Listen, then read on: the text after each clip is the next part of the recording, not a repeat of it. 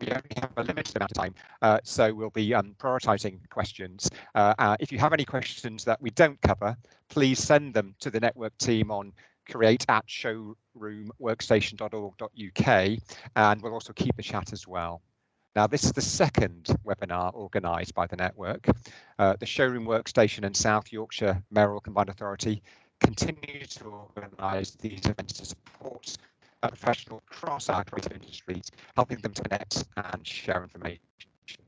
Thanks to everybody for helping us shape today's interesting discussions, and of course to our speakers for their time. Now, the first topic that we're going to focus on is looking into the role of local cultural educational partnerships in South Yorkshire. Now, these local cultural educational partnerships, or LSEPs for short, support children and young people to fulfil their creative potential and access high quality cultural experiences where they live, where they go to school, and where they spend their free time. Partners come together from across sectors, responding to local needs in our boroughs and interests to drive a more joined up approach to that cultural education offer, sharing resources and trying to improve the visibility of cultural education in their local area. LSEPs continue to play a vital role in providing creative education, which ultimately is crucial to our future talent pipeline in the cultural sector and creative industries.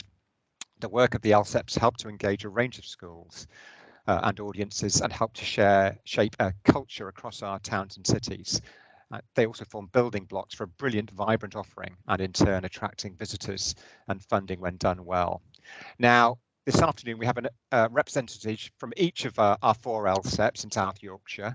I've got a dual role. Not only am I chairing, I also sit on the steering group for Fusion, the Barnsley LSEP, but I'd also like to welcome this afternoon Stevie Kent, who's the Cultural Education Manager of the Doncaster Cultural Education Partnership, Matt Barrett, who's the CEO of the Rotherham Open Arts Renaissance, and Laura Travis, who's manager of the Create Sheffield's Education Partnership.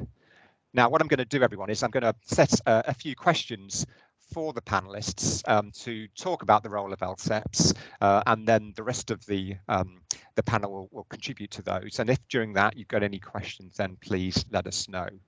So I'm going to start with you, Laura, with the first question of how do the LSEPs currently work together across South Yorkshire, and why? So thank you, John. So I think it's important to start off by saying that although LSEPs have been around as a concept, a thing for a number of years now, and were set up by the Arts Council, that all the people that are in our current roles have really only been in those roles since about autumn for some people, and I joined in spring. So a lot of the conversations that we're having are quite early on in those conversations, kind of early on in the journey. And also prior to the end of March this year, we were also supported by We Are IBE as a bridge organisation, but they are no longer in that role. So what we've done is come together as a region to start those conversations and to look at how we can work together and how we can support each other across the region to make what we do stronger. I mean, a lot of people live and work across the region, including teachers. Just because you live in Rotherham doesn't mean that you don't work in Sheffield, and same in Barnsley. So the borders are there, but they're not always looked at by people. So I think it's really important that we do come together and work together to make sure that what we're learning from each other and that we're stronger together. Thank you, Laura. And I think that perspective of that, we're very much looking to work together more now, aren't we? Stevie, Matt, did you want to add to anything to what Laura's just said?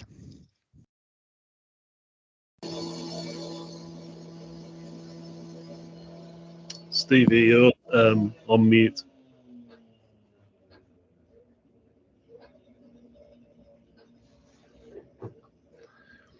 I'll jump in there just while Stevie's sorting out her microphone.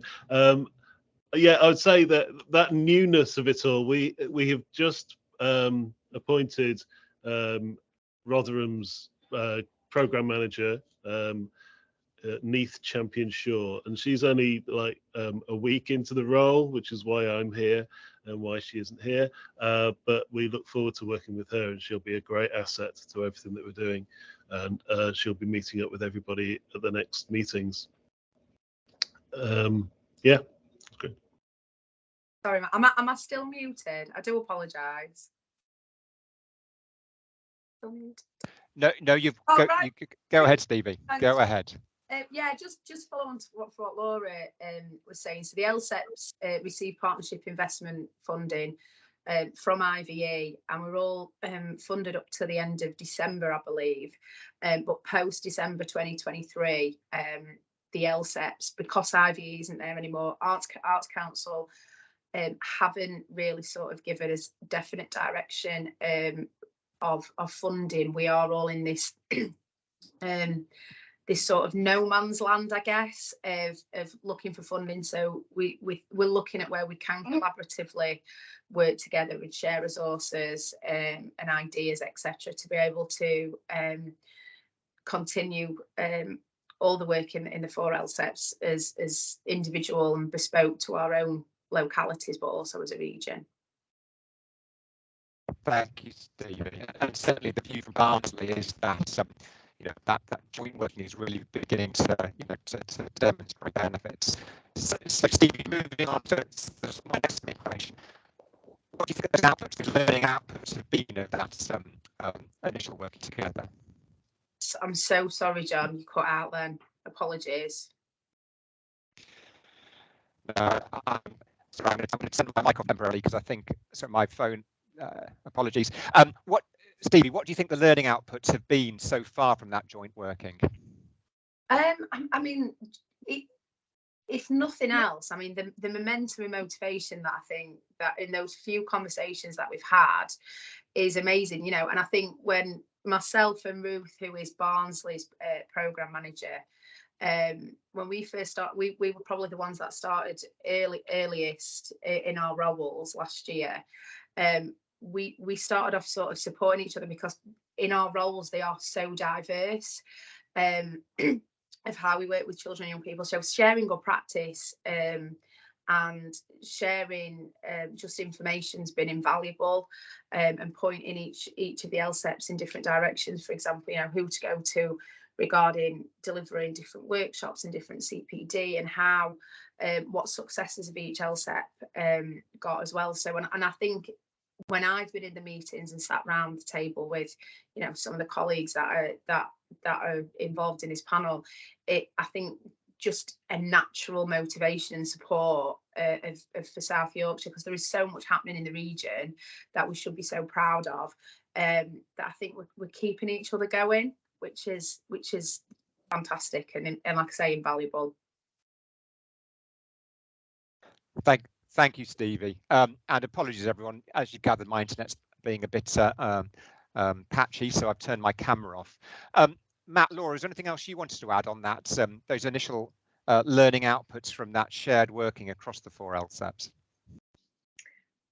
I don't think so. I think it is about that kind of supporting each other, but also, again, the kind of our partners work across the region as well. So it's that signposting to other opportunities. Things happening in Sheffield, they might also happen in Rotherham.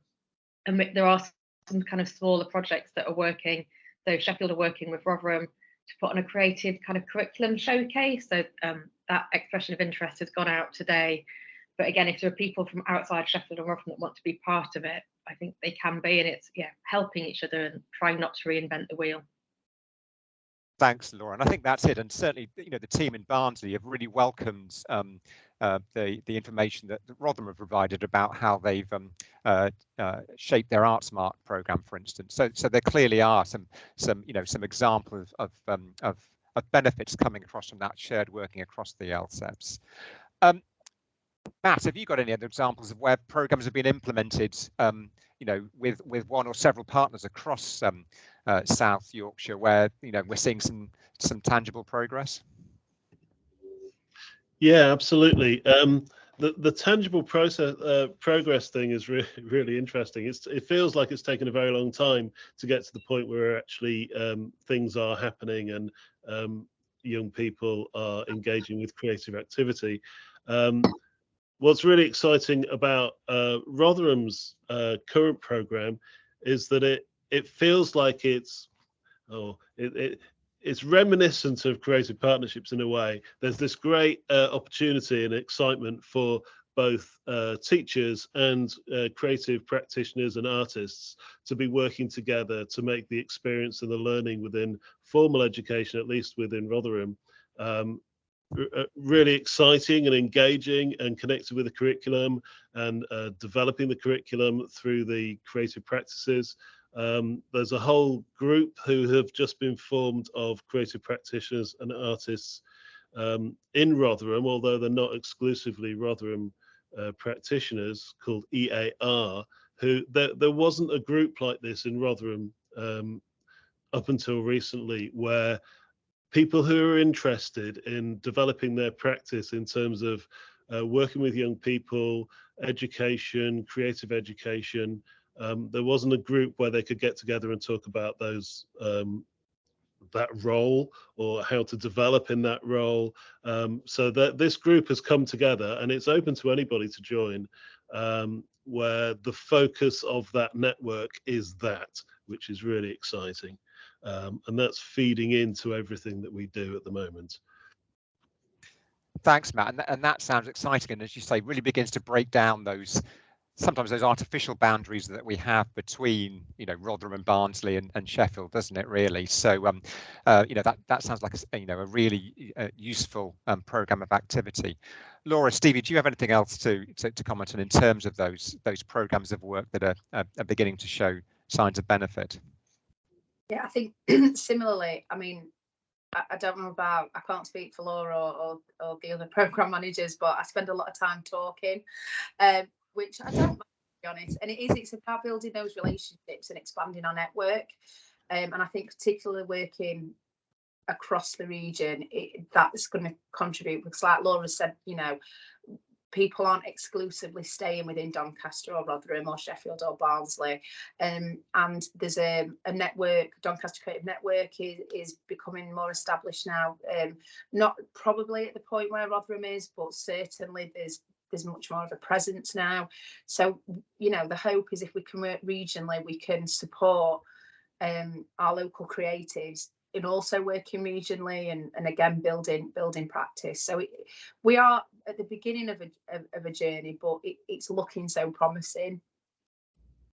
And Stevie, I think that those links to those creative networks are really critical, aren't they, as we move forward? Because practitioners don't often limit themselves to a local authority boundary. They work across the piece.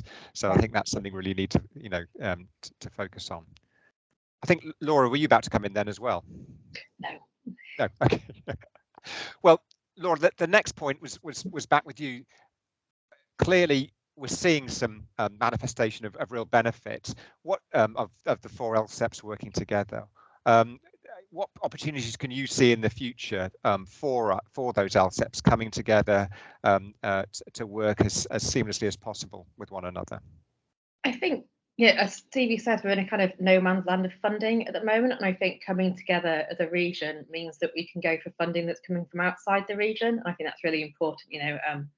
We are kind of chronically underfunded in the region, both for cultural and creative activities and also for education. And if we together as a group can lever in funding that's coming in nationally, I think that's really important. And it might be that you're delivering it differently in each region, but to bring that funding in and to learn from each other and to share that practice is important. I also think there's something about data mapping, and it's something that came out of our first one of our first regional conversations was about which schools are working with creative practitioners and which ones aren't. And they don't, when I used to work at the museums, we had a lot of schools that came in from Doncaster, Rotherham, Barnsley and further afield. And I think there's something there about if we work together regionally, we can see which schools are working and enhancing their art provision and which ones aren't. And then we can, again, target them, because it might be that they're in a Rotherham postcode, but actually they're closer to some Sheffield practitioners or vice versa. So I think that's really important. And again, teacher CPD, for teachers, they may not live where they teach, and it might be easier for them to access training in a different area at a different place. And I think that's something we can offer. And I think there's also something about working with both Sheffield universities in terms of their HEP programme, so their higher education. I don't actually know what the PP stands for. I did learn it yesterday, but I've forgotten. But again, they are working regionally to support young people to get into higher education, and it's different for both universities in terms of where they're attracting those young people from, but I think there's something there, and they work with the Children's University on a regional basis, and again I think there's something that the LSEPs can be looking at to enhance there.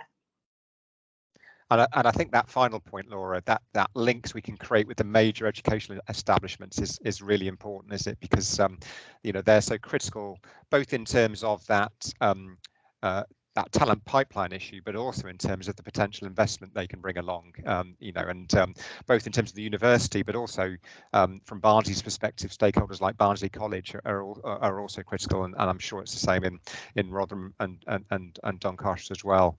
Matt, Stevie, did you have any further thoughts on those potential opportunities?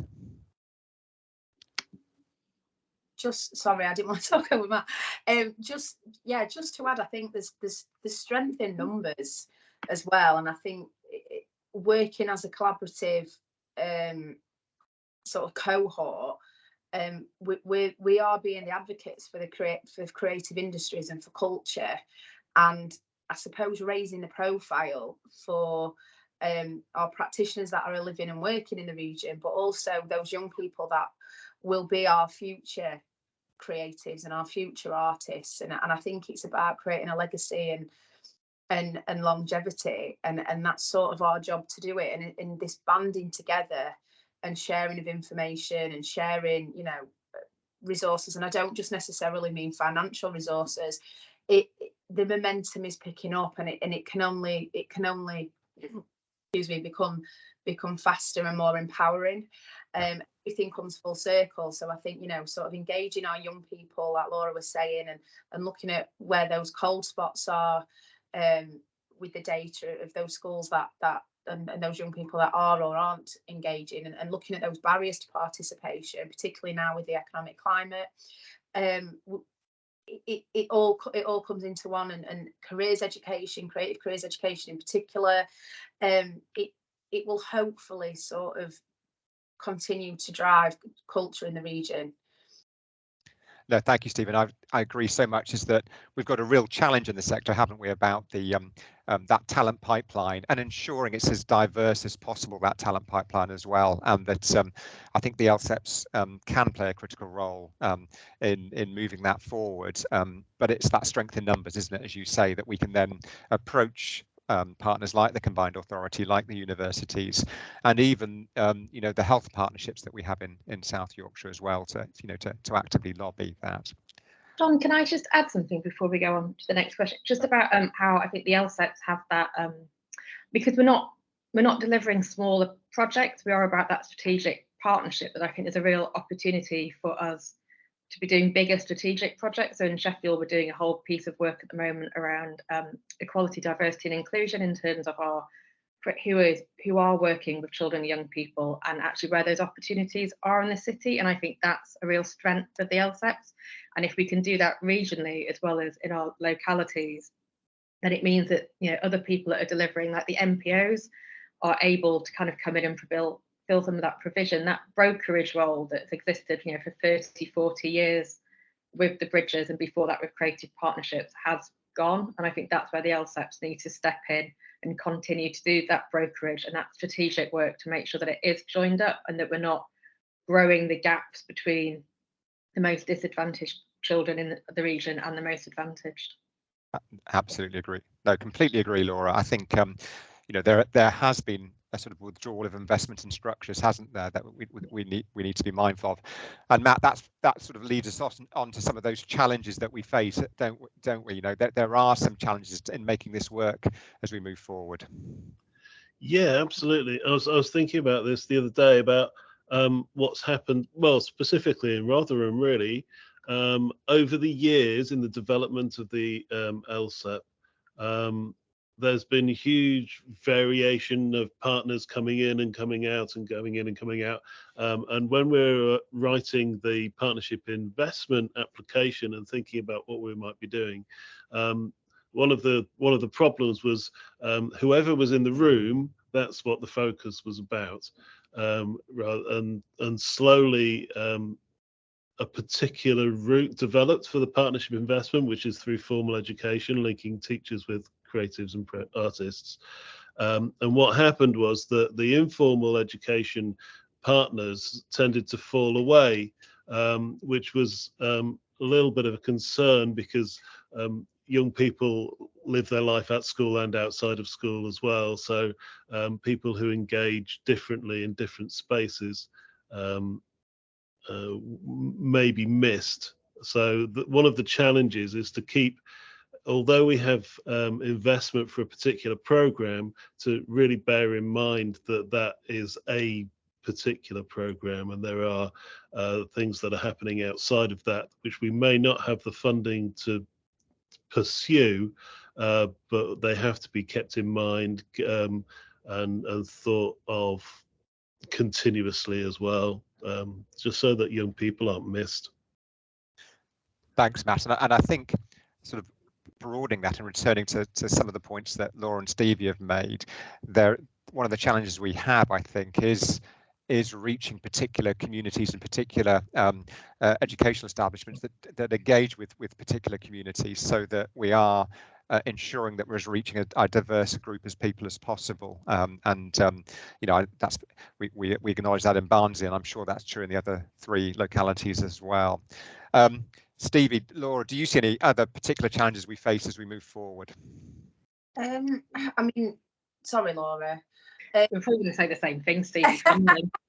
I mean, just generally, we talk about barriers to participation, and funding and finances will always be a big one. But I also think, we talk about working with schools and how to try and engage with schools. I think there needs to be an understanding of how schools run and their agendas and their own strategic initiatives.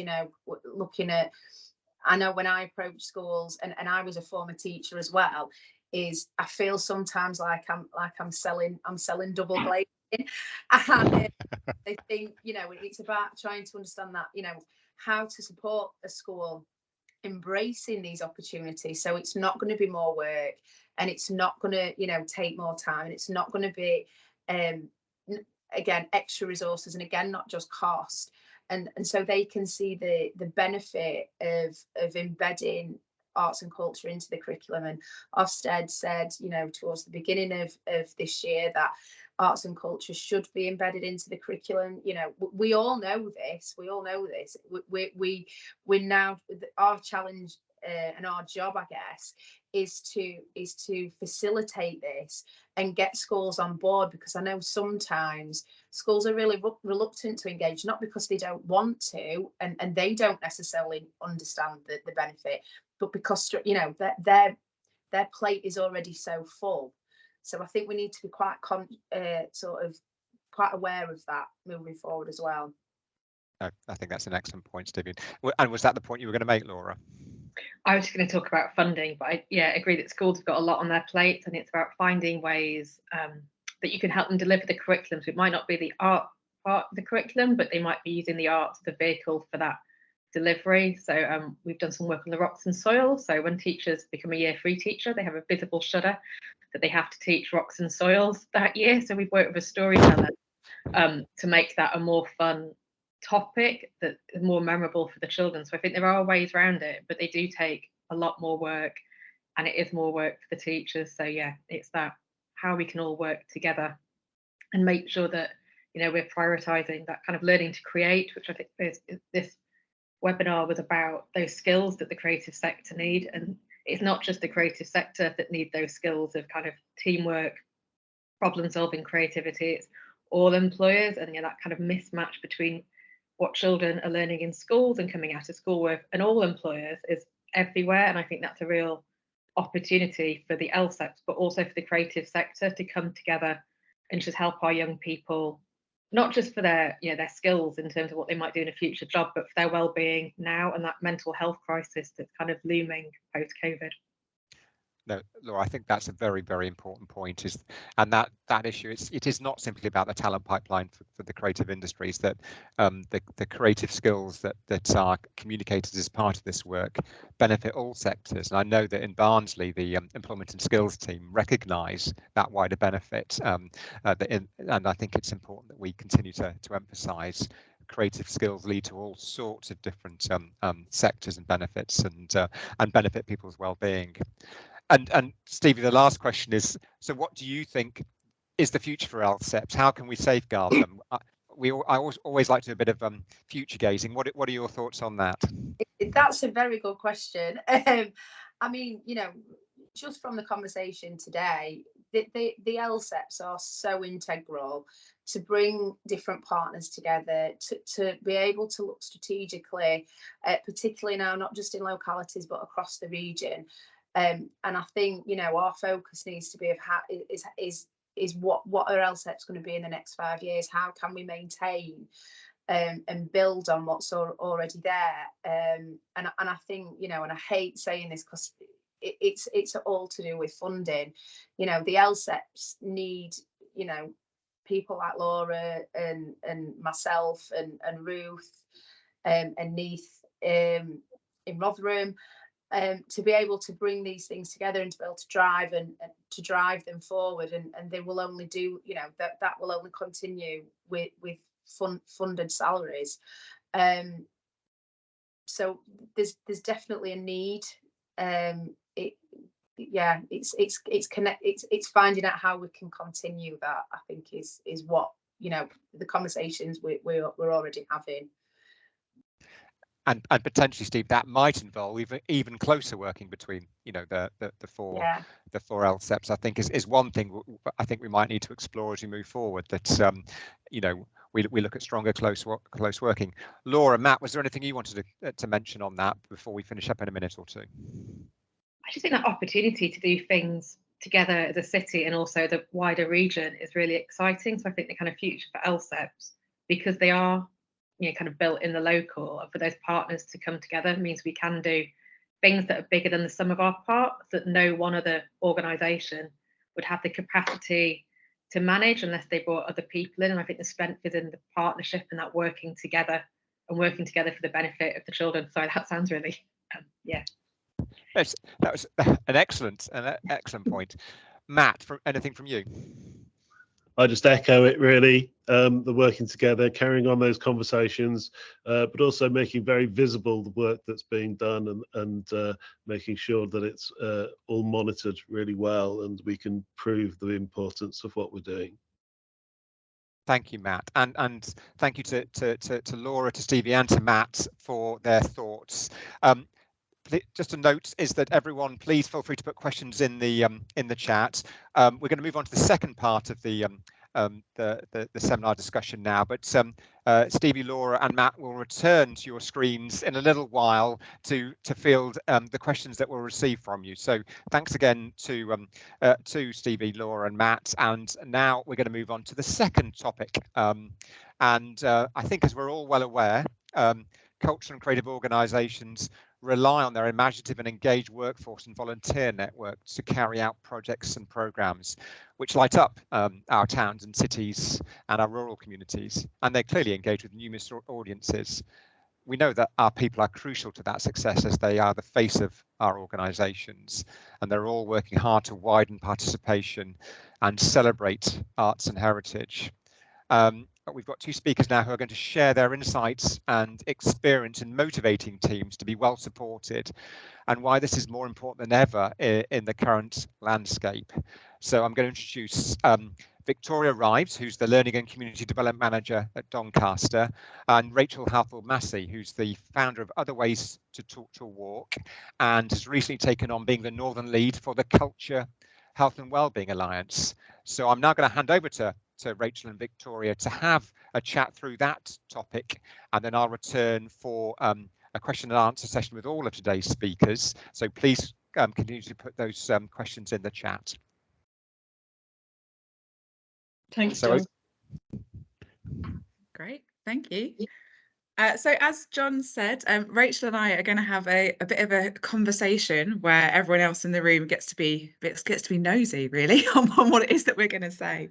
And what we're hoping to cover is kind of give an overview of how we've experienced what good staff wellbeing and good staff motivation looks like, some kind of practical tips on things that we've done, we've tried, and kind of an honest reflection really on the highs and lows in the sector and where we are. But before we kind of delve into that, if we introduce ourselves so you know who we are and where we're coming from. So I'm here with kind of two hats on. I'm the Learning and Community Manager for Doncaster Culture Services, which is the local authority ran museum and library service, where part of my work is managing the History, Health and Happiness Community Wellbeing Programme. And the second hat that I'm wearing, as we all do in culture, we wear so many different hats, is that I'm a founding member of a grassroots organisation called Glam Cares, which is a peer support network for community engagement professionals in galleries, libraries and museums. So over to you, Rachel. Thanks. Yeah. So, and yeah, I've got two hats as well today. Sometimes I wear more.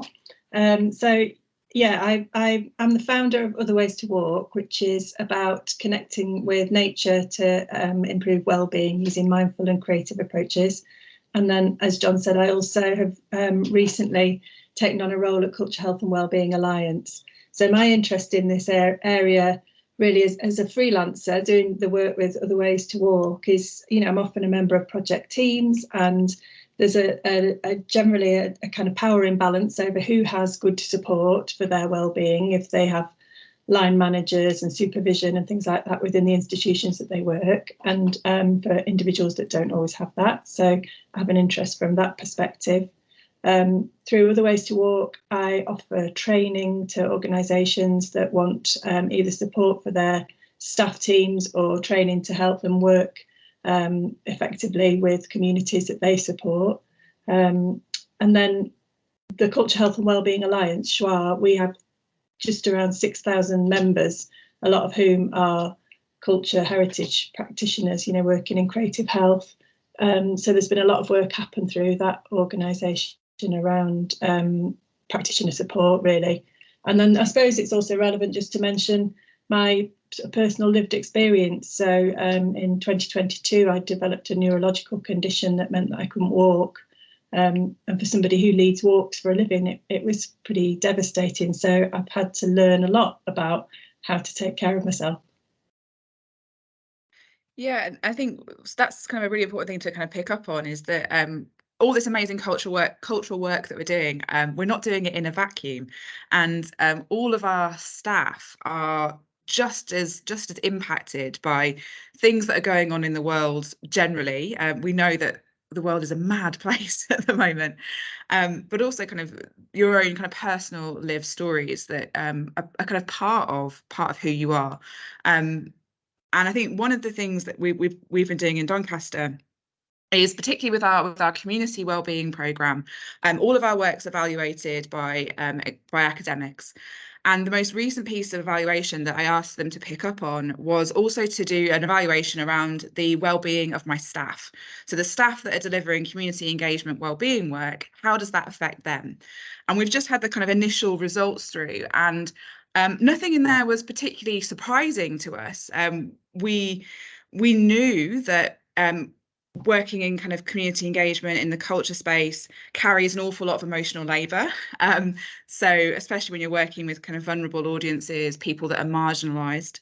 There was also some things though that were drawn through in the research around the impact of working on your own. So often cultural practitioners might be the only person in the room that's kind of leading a session or a workshop.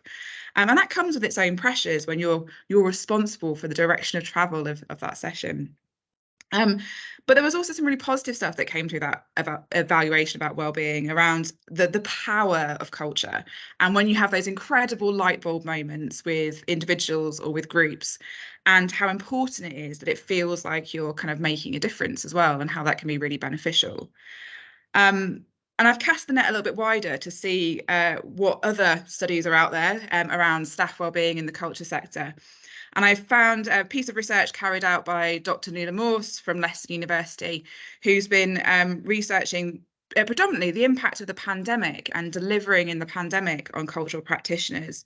And she found the same thing. She found that there was lots of people felt really useful. They felt their work was making a difference, and that was really positive. But then up against that was the increased emotional labour of supporting people with cultural activity. And then I kind of reached out further than this and asked those that participate in our Glam Cares social media pages for some examples of good staff wellbeing practices. And I was really pleased to see that there were some positive examples, so it's not all doom and gloom, but there was also some really ugly stories. So there was the most extreme being that poor staff wellbeing and poor staff support led to burnout and people leaving the sector. So yeah, I think perhaps, I know that's kind of based on an organisation, and whether we can kind of explore that a little bit later, Rachel, in terms of what that's like as a freelancer as well. Yeah, I mean, as a freelancer working in the field, I really can identify with a lot of what you're saying, and you know, I think you're absolutely right to kind of frame it in that, you know, in the context that, you know, we are all experiencing a kind of global trauma and grief. You know, whether it's climate crisis, whether it's COVID, whether it's politics, you know, there are so many things that are affecting everybody that because they're affecting everybody, we sort of ignore them. Yeah, so yeah, I really appreciate that you kind of framed it that way. And I know as a trainer, some of the things that you've mentioned are really relevant. So I get asked to come in to run session. I've never been asked to come to help with global trauma and grief, although, you know, we're all doing our tiny little bit towards that. But certainly burnout, you know, I think, yeah, trying to support people that are at a risk of burnout, or rebuild teams and have wellbeing days, away days where people actually learn some simple techniques to manage their well-being, or, you know, just really practical short interventions that people can do when they're working from home, because a lot of people are still experiencing a lot of isolation in different ways. So yeah, there's a lot of things that people are starting to recognise that they need for their cultural workforce to really help them.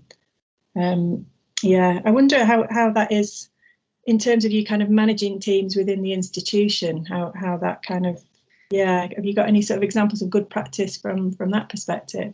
Yeah, I think when I think about kind of good practice in the wellbeing space, motivating teams and fostering good staff wellbeing is about far more than, you know, offering yoga or whatever, you know, those kind of they're just kind of band-aids. They're kind of sticking over the gaps. And as a manager, I know that my staff are most motivated when they feel like they're being listened to, when they have the opportunity to shape the direction of our programme, and they've got a really good working environment. And by that, I mean they have the opportunity to take breaks. They can take their lunch break.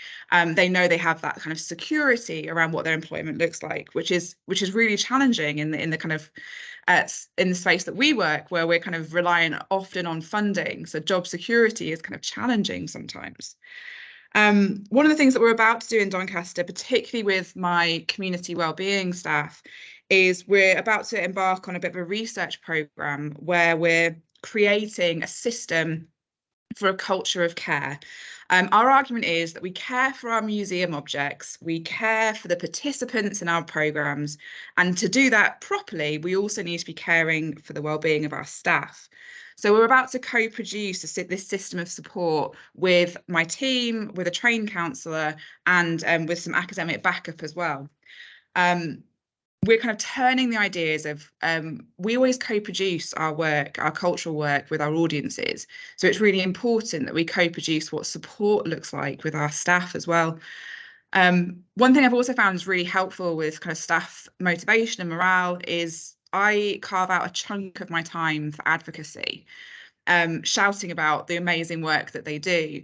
And that's really important, not only to raise our profile and to get us extra money and all of that stuff, but it also boosts the team.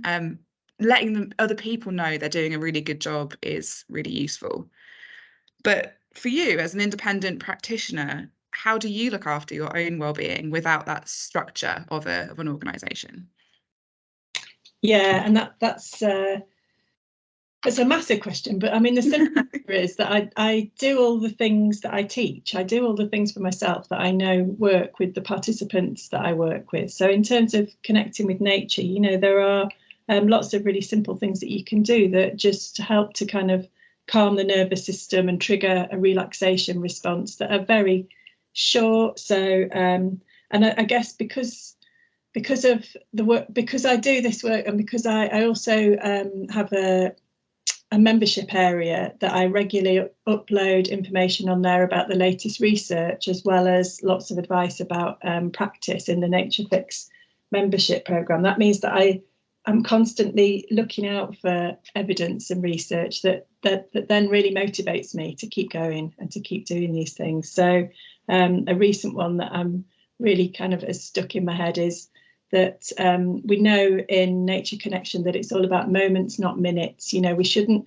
not just in Nature Connection, but in any kind of, you know, in everything in life, we shouldn't save up our tiredness until we can get to the weekend or get to a holiday, or, you know, it's not good for us. We actually need to feel how we feel at the time, and we need to give ourselves lots and lots of very short breaks. And it's about moments, not minutes. You know, none of us feel like we have 10 minutes, but a lot of us feel like we have 30 seconds, and that can be enough if we, you know, if we really know how to get the most of that. So a piece of research that I'm enjoying at the moment is that if you listen to birdsong and enjoy it, and the key is to really appreciate and enjoy the experience. If you do that for 2 minutes, that brings the levels of stress down in your body for 7 hours.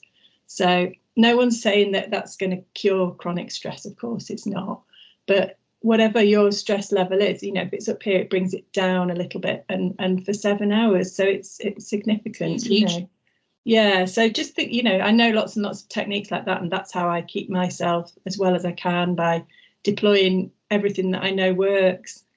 Yeah, practicing what you preach. Yeah. I think one of the things that I found that really helped me is when I started thinking about rest as being something that's radical. Yeah. Particularly in culture, we're used to kind of chasing the next funding, chasing the next opportunity, always having to kind of be on the go. And the idea that, you know, being really busy, being really overstretched was a sign of, you know, you're doing really well. But when I started thinking about, you know, kind of pushing back against that and taking time to rest, and the absolute luxury of having your lunch break, and how important that is, and the difference that can make for staff wellbeing is huge. So. Yeah, it doesn't feel like it should be a luxury. We do, No. or it does feel like it is, but it shouldn't be, should it? It should be necessary. And actually, and I don't know, though, I get a bit suspicious of, you know, when big businesses take on the idea that all their staff have got to have good work breaks and nice working conditions just to make them more productive. I don't think that we should have rest in order to be more effective and productive. I think we should have rest in order to be more whole. Well people, absolutely. Yeah, but yeah, no, I'm a massive campaigner about, yeah, rest is radical. I've done lots and lots of things around that, and yeah, I think it's quite a shocking idea sometimes when I ask groups what they do to rest. They have no concept. You know, there are individuals who literally don't really know where to begin thinking about that, and that we're just going to make ourselves ill. We have to pay attention to those things, don't we?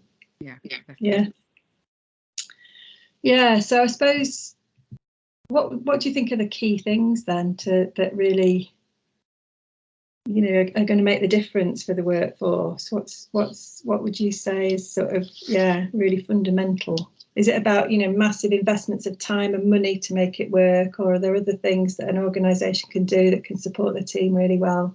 Yeah, I don't think this needs to be something that organisations have to chuck a lot of money at.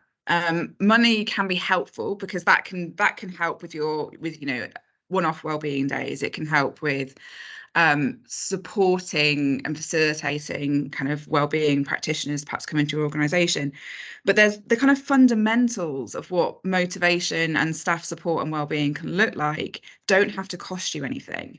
So okay, so if I was kind of summarising two things, I'd be thinking about the first being the importance of listening to your staff teams and inviting discussions on what support might look like. And that's really important because support looks and feels different to different people. So for some people, support might just be the opportunity to check in with your line manager now and then. Other people might want something more in depth. And that's particularly important when you're looking at different types of cultural work. So particularly if you're, my team's engaged in wellbeing work, working with really challenging audiences. So they need a little bit more. They need more than that kind of occasional check-in. And the way that we've kind of taken to approaching that is we risk assess things all the time. We risk assess whether our staff might get a paper cut. We risk assess our participants in our sessions. So we've started building in staff wellbeing into our risk assessments and thinking from the beginning when we embark on a project, how might this impact our staff? So then you're not having to kind of claw back what support looks like at a later date. And the second thing is around fostering this culture of care. A culture of care in an organisation is top down.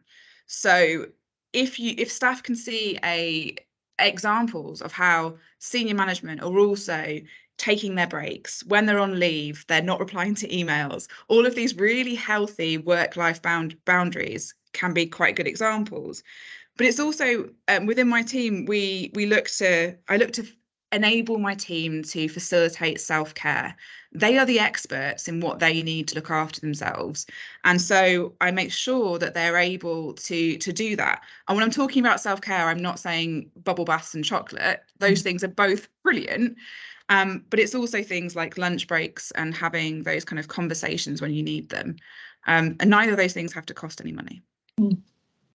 What about you? What do you think? What do you think are the ingredients for a healthy workforce? I think a lot of what you've said, that boundary time where you can completely disconnect, where that's modelled really well from the leaders in the organisation. Where there's sort of trust and relationships built up so that people can feel confident to exercise their own needs. I love the way that you framed it in terms of treating the staff as well as you treat the artifacts, and I think that really says it all, and I've brought together teams. I used to be the arts and wellbeing programmer at Yorkshire Sculpture Park. I brought together freelance teams to run things there, and always brought in we had a group therapist with one project, brought in people who can support the whole team in different ways. So I think there are ways of doing it like that involve spending a bit of money and bringing in some expertise, but actually what you're describing and modelling that kind of whole system approach really is really interesting. I think there's also, if you're kind of listening to this thinking that this isn't there in my organisation, there is support elsewhere. So I know both Rachel and I have got some resources that we're hoping to kind of drop into the chat a little bit later on, but there are kind of peer support networks. There's other support structures that you can tap into. So if you are feeling isolated in your organisation or feeling like you're not getting what you need there, you can look outside of that, which is one of the reasons that I ended up setting up this kind of peer support network, is that there were lots of people that were kind of falling through this wellbeing gap, and particularly in community engagement teams, because you might be the only person in your organisation that has to work with people on the regular basis. But there's also, I would also really encourage people to look at advocacy and kind of internal advocacy and lobbying up around the importance to staff wellbeing. There is lots of amazing stats about how happy staff are better workers, but it's also, we don't want to lose this talent. In this room here, there will be, incredibly talented cultural practitioners, and we don't want to get to a point where we're at burnout and losing all these amazing people. There's a real risk of that. Victoria, Rachel, I was just going to interject because because it's a fantastic conversation, but I realise it's 9 minutes to 1, and during your both thought-provoking and inspirational conversation, a number of questions have appeared in the chat that it would be good to sort of just to put to you, because I think clearly a lot of colleagues who are here are very mindful of the challenges we've all faced even before the pandemic, but that they've been further emphasised by the pandemic and the cost of living crisis. And so, if I may, and if Molly and Kaylee, we could also bring in Stevie, Laura, and Matt as well, so that we can field any questions with them also. As if by magic, they appear, which is fantastic. So if I just ask the first question that appeared, which is from Gemma Thornton, and it's a good point, and particularly for Victoria and Rachel, is that during the pandemic there was a lot of money available to support well-being in our sector and many other sectors, but that has dried up since then, and we're back to very competitive funding streams focused on outputs for our communities or other artistic outputs. What do you think there are opportunities out there to try and bring in resources? Because as we know, in most cultural organisations, we are struggling financially. Yeah, I think during the pandemic, it kind of shone a spotlight really on staff wellbeing, and particularly in the culture sector. Those issues had always been there, but during the pandemic, because quite a lot of cultural practitioners stepped up and were doing kind of really significant wellbeing support work during the pandemic, it kind of made that a lot more obvious. One kind of way around it is to incorporate staff wellbeing into other funding bids you might be doing. So an example of that is we've just secured some funding from the Lottery Fund for a piece of work that's around essentially remodeling one of our spaces and work with veterans. But because we know that work could carry emotional labour, we've built in support and kind of professional support into that. I'd also really encourage people to lean on those partnerships. So just because your organisation isn't able to or isn't offering staff wellbeing, can you buddy up with someone else? One thing that we've done in Doncaster is we've done an exchange. So the museum service has offered some kind of respite cultural wellbeing activity to the arts organisation, and the arts organisation has offered it in return. So we've kind of traded off a wellbeing day, essentially. It's not, I say that they're just band-aids, but there's options there. Rachel, anything from your perspective that people might just tap into? I think the interesting thing during the pandemic was how much the funders suddenly had to just trust, or they wanted to just trust the organisations and say, you don't need to check with us. If you've got to change the way you're spending your money to meet the needs of your community, we trust you, crack on. And I think they have learned from that experience that actually some amazing things happened. And so some funders are now, the wheels are turning slowly, but I think there is a process happening within funding systems that might listen a little bit more rather than sort of that more paternal attitude. Absolutely. And I think Helen also in the chat has raised the point about how we offer that opportunity to freelancers, because often when you're a part of an organisation with where you're being paid and they can provide you with time to access wellbeing support, when you're a freelancer you don't have that luxury, and so that's something I think we should be mindful of, both as working with freelancers but often commissioning freelancers to work in our organisations. Is that something you'd agree as a critical issue we need to be mindful of? Yeah. And it's I think there is increasing awareness of it. And I would suggest have a look in the chat for the link to the Arts and Health Hub. There's they've got 4 strands of support that are all built around freelancers. That I think there's mental health support, there's work therapy, there's mentoring. So I think that's an interesting new development. But yeah, I think it's hard for freelancers to advocate for that support when they're being brought in, to do a piece of work. But certainly it's something that Culture, Health and Wellbeing Alliance are supporting freelancers to advocate for. And Victoria's demonstrated how that can happen really effectively. And there's plenty of freelancers in the network in the network that I run to who kind of get together themselves and put the world to rights, so to speak.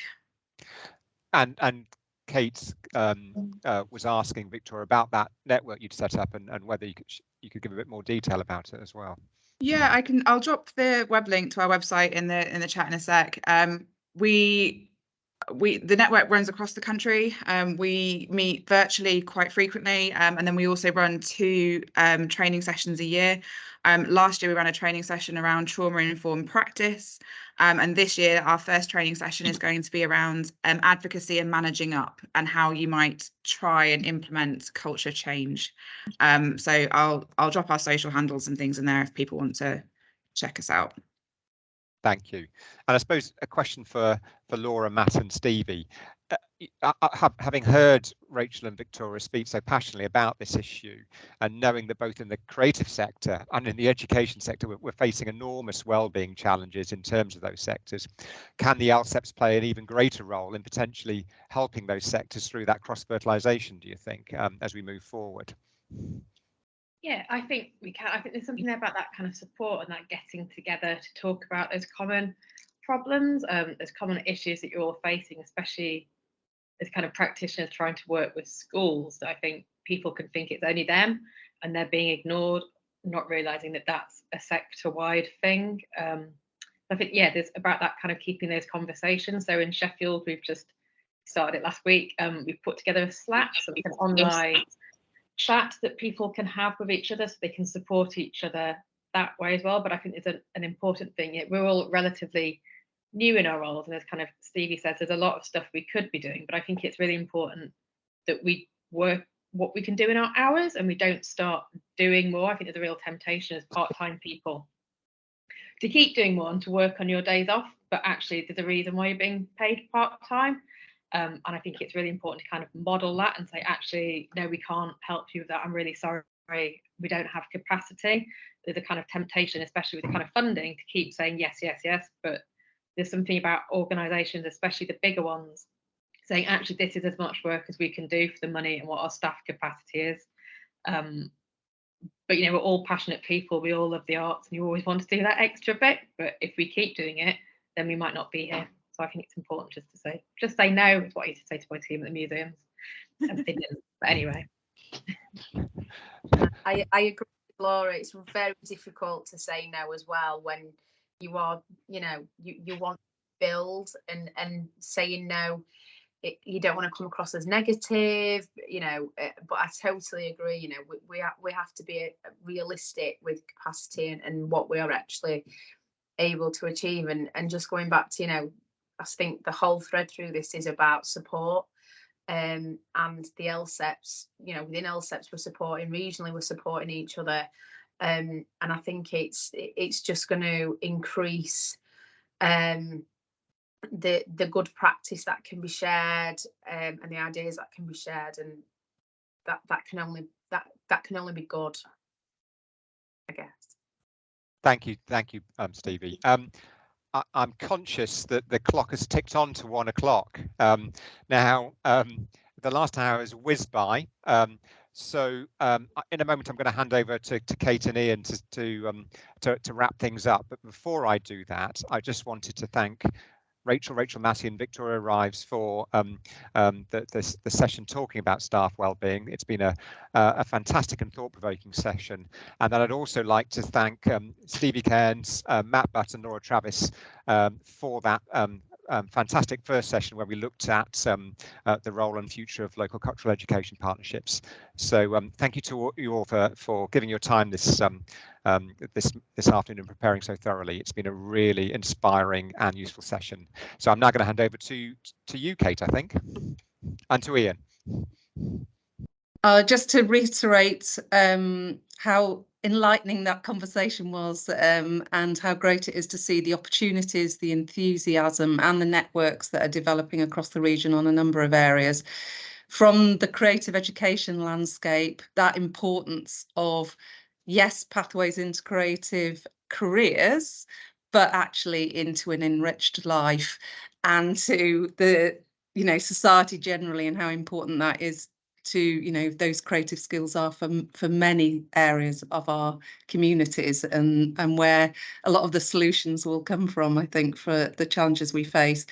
And again, that's sort of reiterating the importance of freelancers and practitioners across the region about getting together to support, swap ideas, find new solutions together. And I think, you know, testimony to those in the session, that they're all finding ways of doing that. And it's great to see, you know, people like Victoria and Rachel finding those opportunities as well, of sort of both self-support but also supporting colleagues. So really great to see, and thank you so much to them all for sharing their knowledge today. And just to reiterate that conversation came out of a call to the network to say, what do you want to talk about? So an encouragement to continue to bring your ideas forward so that we can facilitate useful conversations across the region. And thank you, John, for stepping up to chair. I'm going to hand over to Ian just to say a few words as well.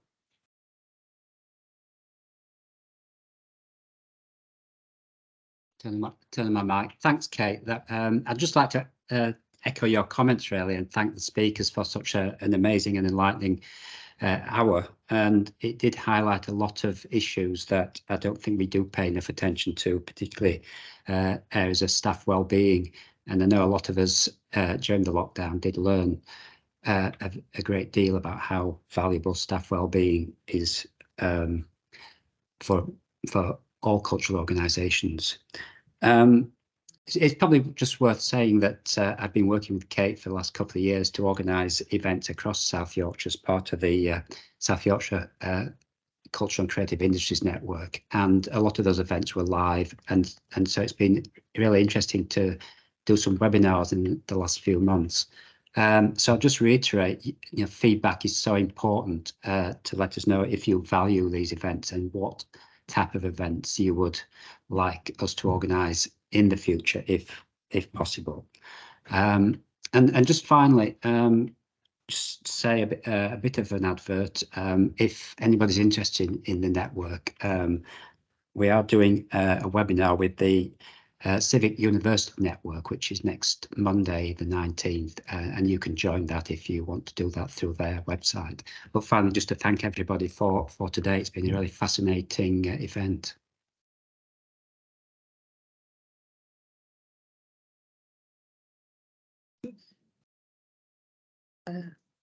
So John, say thank you. Okay. Yeah. Oh, I just forgot a thank you, and that's to Molly and Kaylee, who are doing all the tech behind the scenes. I don't want to forget about them, they're so important. And I'll leave it over to John to close. Thank you. Thank you, Kate. So thank you to Kate and Ian for those kind words. I hope you've enjoyed today's session. Thank you again to Rachel, Victoria, Stevie, Matt and Laura for their inspirational words. Good to see you all. I hope you found something inspiring to take away from today, and look forward to seeing you at the next network session as well. Goodbye, and have a good rest of your day. Take care, everybody.